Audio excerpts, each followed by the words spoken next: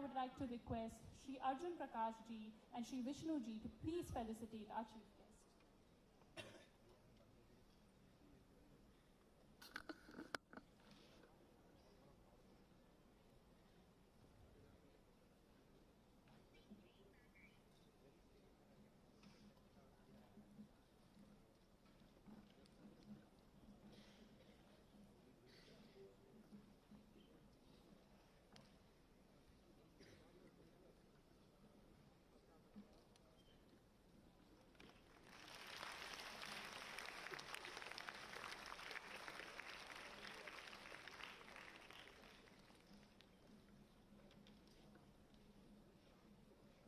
Now, for the moment that all of you have been waiting for since 2:30 p.m., the keynote presentation on India's epochal journey towards Viksit Bharat.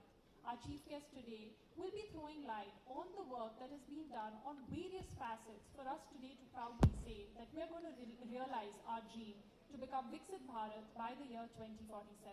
Sir, if I may please invite you to the dais.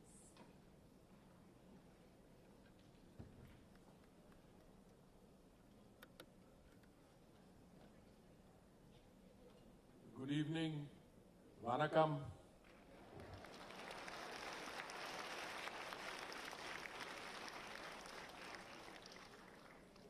I'm delighted to be here this evening, and many of you will not be able to guess why. So let me give you a few reasons.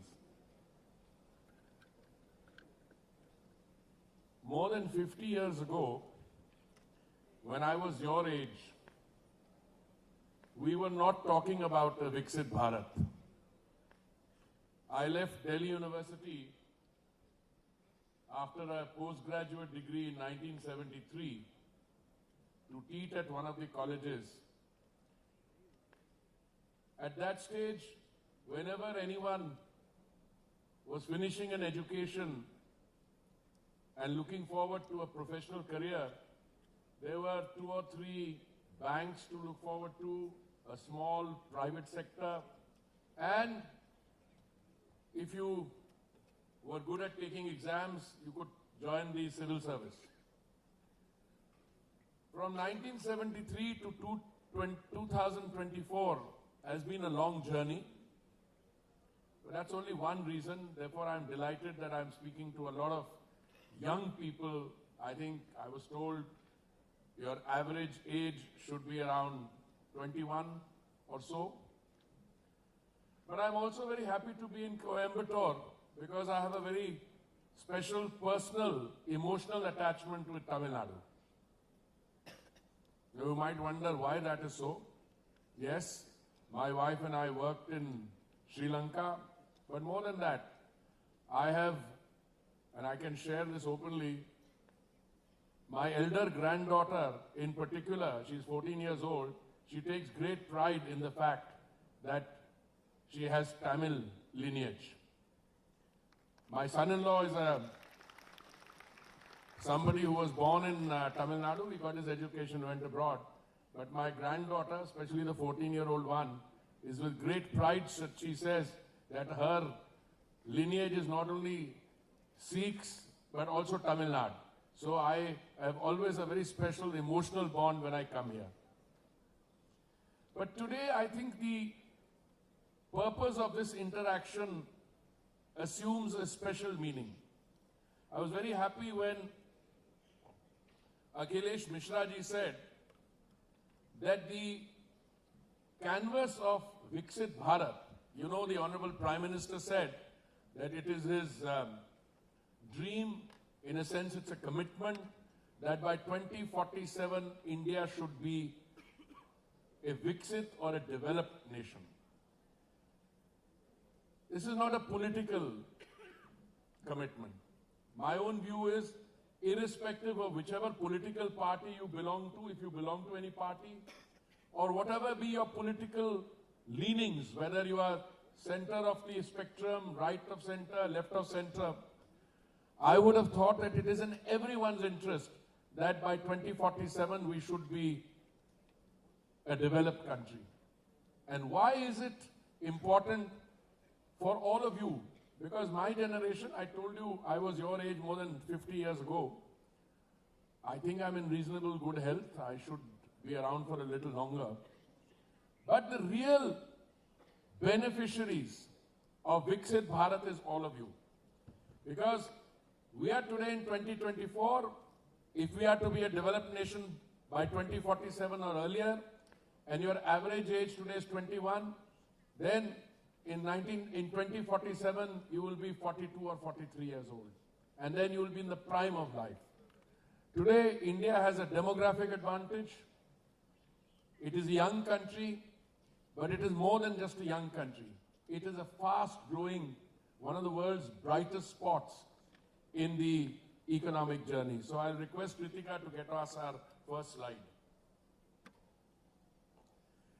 Now, why am I giving you these broad key points? 2013, the world described us as a fragile, one of the fragile 5 countries in the world. In 2014, the transition began. What exactly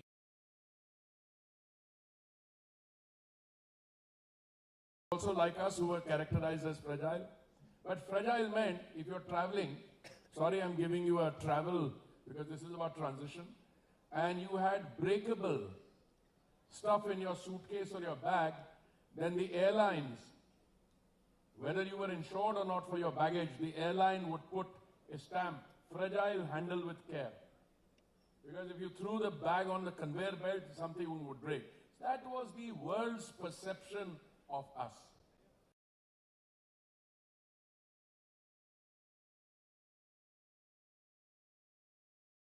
And a journey begins. But where were we in 2014? We were the 10th largest economy in the world. Now you fast forward, 2022, 2024. Today, from the 10th largest economy in the world, we have come to being the 5th largest economy in the world.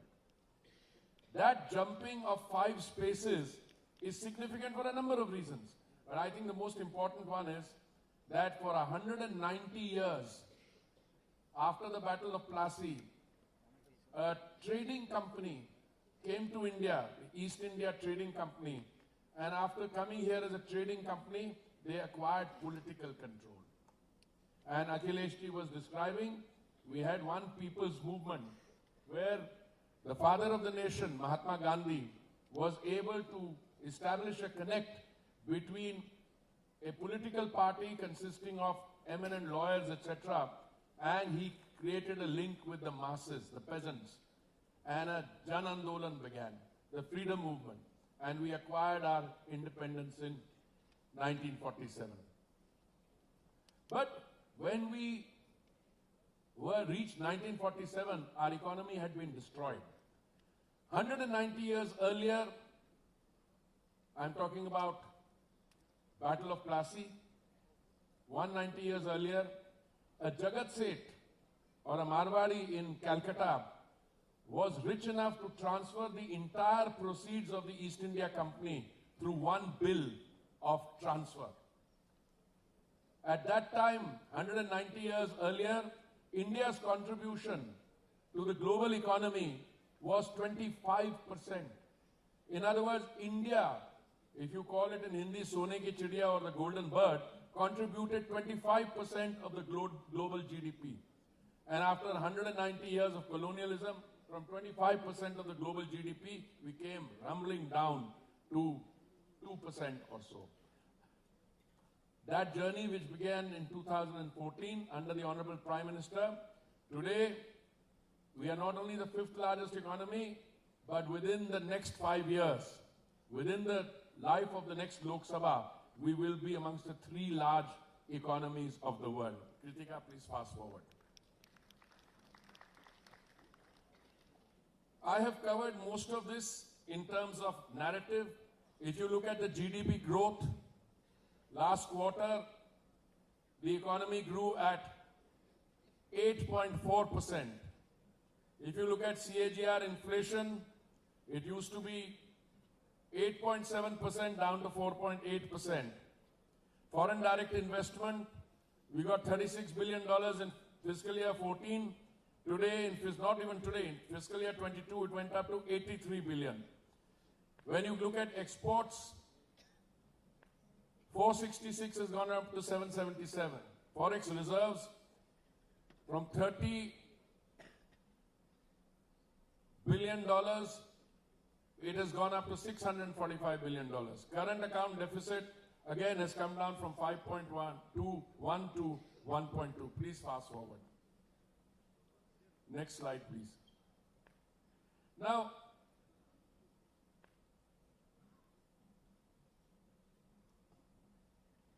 one of the criticisms about us earlier was that whilst India was growing, most of India was being left behind. But I think one of the defining features of the last 10 years has been that we have gone from Sarvodaya to Antyodaya. That is to the farthest first. I had the privilege, as Kritika was pointing out, of being, I don't know whether she said it, I think she pointed to part of it. I was India's ambassador and permanent representative to the United Nations in both Geneva and in New York. And one of the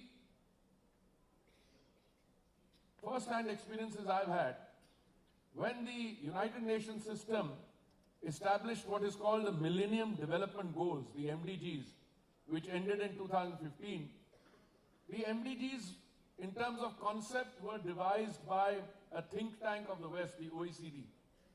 And every country was told, you do this, you do that. These came as prescriptions from the outside. When the MDGs were being finally negotiated, and I went as permanent representative of India to the UN in New York, I made it a point to say that the next set of development goals will have to be from the ground upwards. And hence we were able to negotiate the Sustainable Development Goals, or the Agenda 2030. The MDGs succeeded because one large so-called developing country managed to lift hundreds of millions of people out of poverty, China. But the Sustainable Development Goals will succeed because India will succeed, India is succeeding, and therefore the SDGs will succeed. Let me now point out to some of those issues. A slide which is not captured in this slide, but we have succeeded in lifting 250 million people of our citizens out of what is called multidimensional poverty. 250 million people being lifted out of multidimensional poverty is a very big achievement, and more is being done there. The first slide, welfare to the last mile.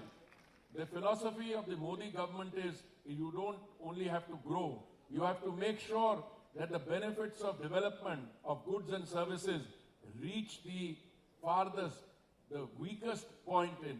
And that comes out in many of our projects, which I will, in the subsequent slides, point out. Women-led development, we started with women-centric development, as Akhilesh ji was saying, and it will come out there. Now we have gone from women-centered development. In the next general election, after the census is ready and the delimitation of constituencies is done, we will have 33.3% of seats reserved for our sisters and our daughters. These will not be at the expense of their brothers or their parents, fathers. This will be additional seats for them. And this would be women-led development. And experience globally has taught us, wherever you've had women-led development, the GDP goes up by 30%. This is universally accepted. Yuva Shakti, I think we have evidence of it here. Young CII, youth, the power of innovative ideas, economic reforms, we'll get enough opportunity to see that. Ease of living, urban India, in the next slides I'll show you. Digital India, energy and sustainability. We have several slides. And then, of course, cultural renaissance. Can we move to the next, please?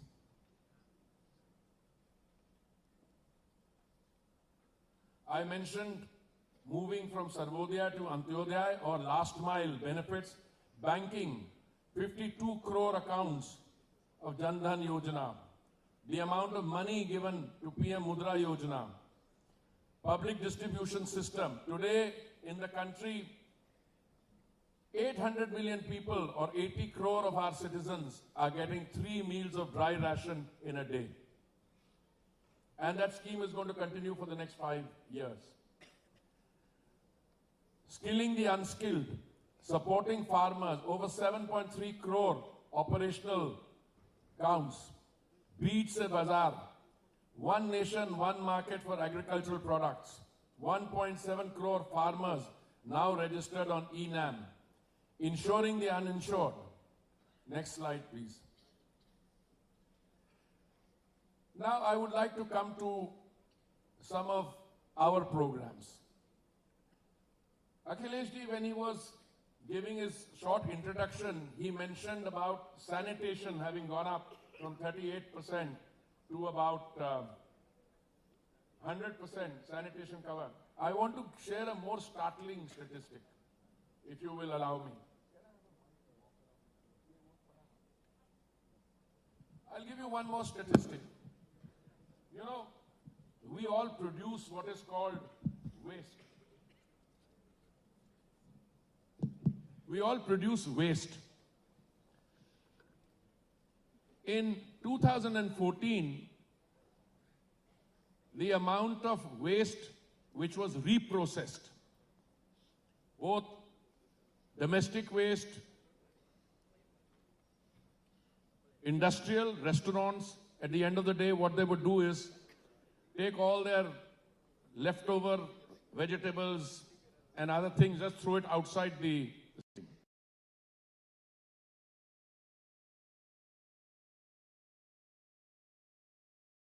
point of production. That is, you separated the dry waste and the wet waste.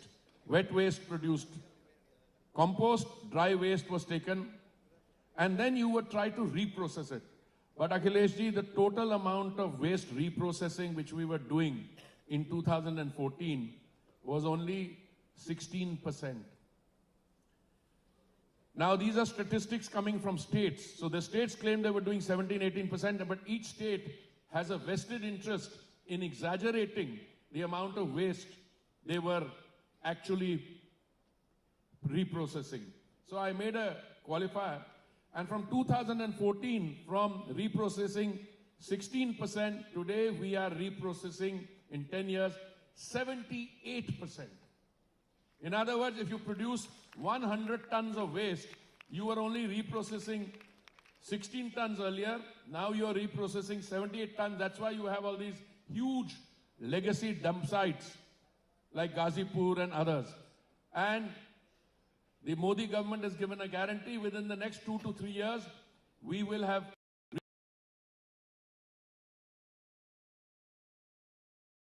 78 and we will do the bioremediation of all the legacy dump sites. That is the change. I'm only mentioning that partly. Swachh Bharat Mission, we have built 11 crore toilets. Jal Jeevan Mission, 14 crore.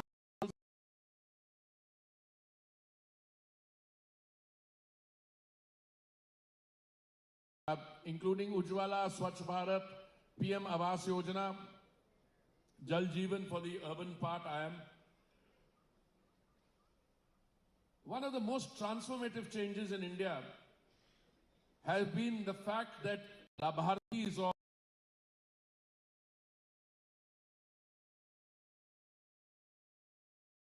house not only get a house with a proper pakka house, roof on top, a kitchen, a toilet, and on top of that, you get cooking gas, Ujjwala. You know, I don't want to make a political point because this is not a political meeting. Very often, I'm asked by my friends in the opposition who will say, you know, in our time, in your time, there was no gas cylinder available. When I was in the university, it's again long time back, a gas cylinder was very rare. In the 1950s, we started cooking gas cylinders. In 2014, the total number of gas cylinders available in the country, total, was only 14 crores. Today, that 14 crores has become 32 crores. And in 2016, we started a scheme called Ujjwala, where the oil marketing companies would give a free cooktop to every household which qualified, economically weaker section, and gave them a free cylinder. During the pandemic, when economic activity had come to a stop, 3 free cylinders were given. Today, my latest figure, if I remember, 10 crore 28 lakh gas cylinders have been handed out under Ujjwala scheme, and the price of Ujjwala cylinder has kept coming down. Overall price of gas has come down from 1100 to 900 to 800, and the Ujjwala beneficiaries are getting it for, I think, 503 rupees a cylinder. People said, oh, but they're not affording. No, an average family of 4 people, mother, father, 2 children, consume average of 4 cylinders, and the Ujjwala consumption is already at 3.84. So whether you look at PM Awas Yojana and the urban sector, 1 crore 17 or 19 lakh houses were sanctioned, 80 lakhs have already been given, and all of them under different verticals, they are seeing the transformation in their lives as a result of that. So I want to perhaps, 25 crore Indians escape multidimensional poverty, I already took up in the last one. Next slide, please. Women-led development. You know, one of the defining characteristics of all of Modi ji's schemes has been that our sisters, our daughters have been the main focus. Let me tell you how. If you build a toilet, we built 11 crore toilets, who is the beneficiary of the toilets? It's the girl child. Because the girl child, you are able to, the child and the mother don't have to go out into the field or suppress their need to go out into the field because there's no toilet in the house. So we built 11 crore toilets, many in the what are called public toilets or community toilets. Apart from that, enhancement in paid maternity leave has gone up from 12 weeks to 26 weeks. But I'll give you some other statistics which will really surprise you. Today, under Pradhan Mantri Awas Yojana, or the Affordable Housing Scheme, the title of the house has to be in the name of the lady of the house or co-jointly. So out of the crores of homes which have been handed over to beneficiary, I think more than 73% are individually in the name of the lady of the house. That is women-centered development. You look at all the others, ban on triple talaq, protecting the rights of Muslim women, 31 crore mudra loans to women for entrepreneurship, MMR reduced from 130 in 2014, 16 to 97, more than 2.5 crore out of 4 crore homes are owned by women, I mentioned that.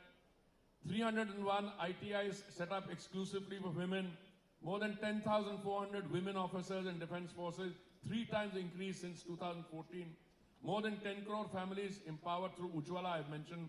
India ranked top in gender equality at the flight deck with 12.4% of the world's total women pilots. Today, having a lady, your sister or daughter flying an airplane is not regarded as anything new. And I remember when I was civil aviation minister, we found out that we were leading country for employing women in the flight deck. Next slide, please. I want to fast forward a little. Number of IITs, number of IIMs, which has been built in the last 10 years. I mean, an IIM, IIT, these are the, prestige engineering and management institutions, 7 of each built. If you look at the innovation-driven economy fueled by a surge in patents granted. Now, all of you are familiar with intellectual property. If you are a writer, you want to protect your book through copyright protection. If you are in the world of industrial patents or design, you want to have a patent. Now, please see the number of patents. In 2013-14, the number of innovation-driven economy fueled by 8 times certain patents is only 4,227. Today is 34,153, which means the country is not only having startups, it's not only having people who are doing business, but they are innovative. They are patenting their products or finding other intellectual property protection. Well, I will not go through each one of them because each slide I could spend another 5-10 minutes on, and I don't think we have that kind of time. 54% increase in number of universities. In 2014, we had 723 universities. Today, we have 1,113. Next one, please. Okay. Ease of living. Now I want to come to one of my ministries. And I just want to give you one figure which is captured at the top but not correctly, not in the figure. In the 10 years of the previous government, I mean 2004 to 14, the total amount of expenditure incurred in all the schemes of the central government put together was about 1,70,000 crores. All the schemes put together. In the 10 years of the Modi government, that has gone up more than 10 times, and today it is over 18 lakh crores. This is the difference. 10 years, 1,70,000 crores. Next 10 years, 18 lakh crores. And that is what is making all these schemes successful. I want to do the Pradhan Mantri Awas Yojana also. I'm doing the urban one. In the previous government, it used to be called the Jawaharlal Nehru Urban Reform Mission and Rajiv, some mission. The total number of houses they built for the urban space under this Awas Yojana was 13.46 lakhs. That also they didn't, we completed them later.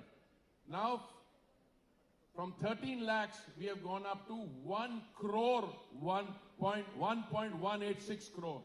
In other words, 1 crore 18 lakhs. This is the difference in terms of what has been done. Next slide, please. Well, we talked about taking the benefits of development to the most vulnerable and marginalized societies. And the most interesting in this is the Swanidhi scheme. When there was an economic lockdown during the COVID pandemic, something interesting happened. If you were a student in the university, you continued studying. If you were in agriculture, you got your income. But if you were a street vendor, then your problem became that there was no activity. The cities were closed down, and they became very strong, vulnerable group. So the Pradhan Mantri ji, the PM, introduced a scheme called the Street Vendor Scheme, and today I can tell you more than 84 lakh loans have been disbursed to street vendors, and the street vendors have now become part of the formal economy because they draw a loan, their data is taken on board, and they become beneficiaries of all the other schemes as well. Next slide. The total amount of metro lines in 2014 was 248 kilometers. In March 2024, it's 945 kilometers. But the more important statistic is, in the next 2 years, 3 years, we will be the world's second largest metro system. After China, it is United States, which has 1,560 kilometers of metro. But I think the United States is already saturated on metros. They don't need more metros. So India will overtake Japan, Korea, and the United States. So India will be the second largest metro system in the world. And the idea is to move people around. And for that, you need good urban transport. Hence, the metro development. Next slide, please. Now, I want to come briefly to the oil energy sector. There was a reference to it. And I'll fast forward the rest so that we can have question and answers. Because the Indian economy is growing at a very rapid rate, in fact, we are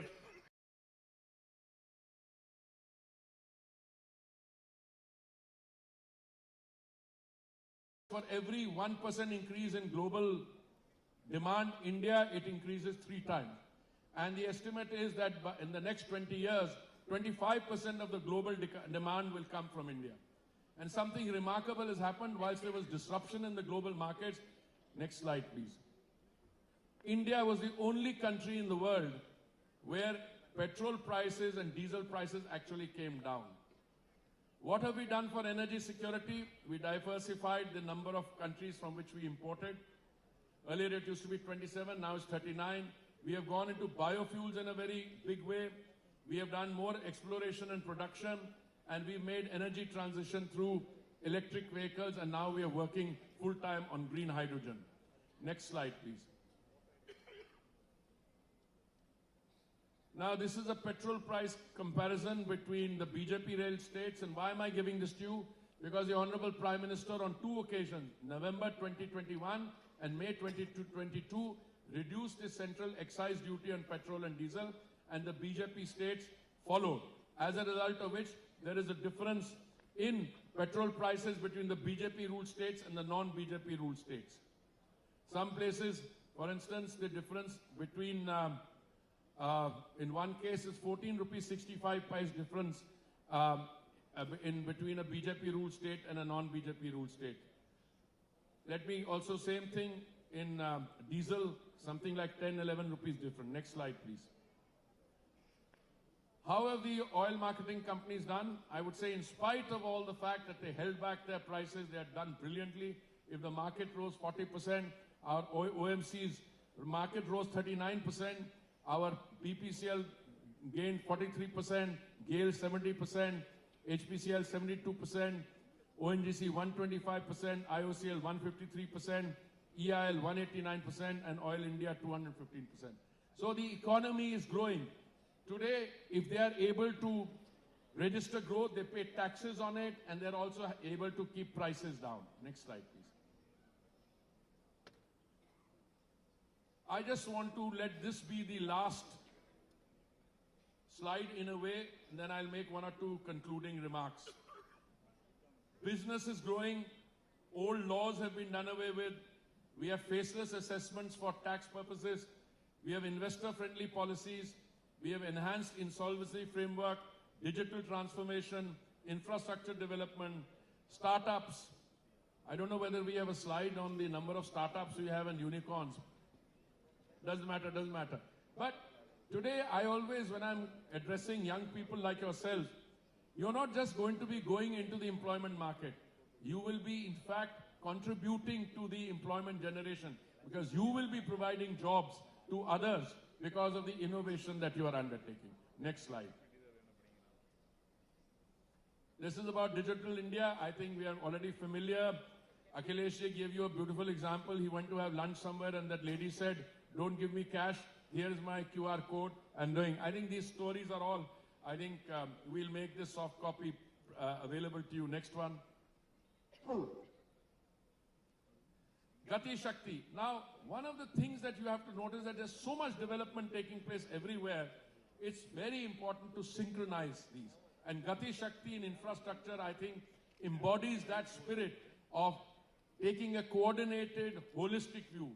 I mean, the RRTS is spreading. I told you about the metro system as 945. I should have added another 1,039 kilometers is under construction. Modernization of ports, highways, expressways, bridges, ports. Next one, please.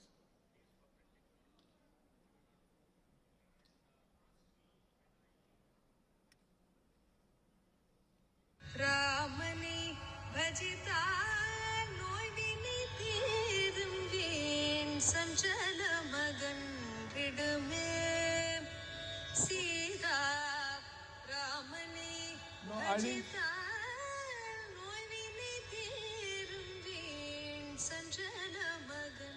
I think a very important point that was made was that no country in the world has ever been able to grow economically if it has not taken great pride in its own culture and its own history, its own. And TamilNadu, I must tell you, is a place, I'm not saying because I have Tamil relationship in my family, but TamilNadu is a cradle of civilization, linguistic, cultural.